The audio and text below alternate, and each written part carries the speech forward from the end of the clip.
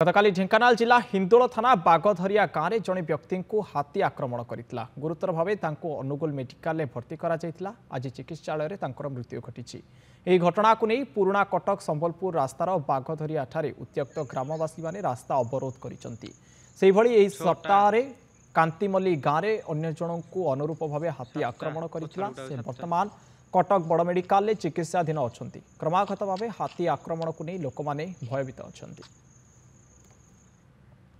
हाथी आक्रमण में गोटे पर गोटे जीवन जाउची जहाँफल उत्त्यक्त हुई ग्रामवासी माने शव रखी रास्ता रोक करथिले। पुराना कटक संबलपुर रास्तार बागधरिया ठारे ये ग्रामवासी माने रास्ता रोक करथिबार चित्र आम आपको देखु जो लगातार गोटे पर गोटे जीवन जाउची हाथी आक्रमण में ग्रामवासी माने उत्त्यक्त होउचंती एवं वन विभाग अपारगता को एठी दायी करुचंती। बारंबार अभियोग करिबा परे मध्य वन विभाग पेट्रोलिंग करुनाही एवं कौनसी आखि दृश्या पदक्षेप नेउनथबार ग्रामवासी अभियोग करिसंती एवं रास्ता रोक करिसंती।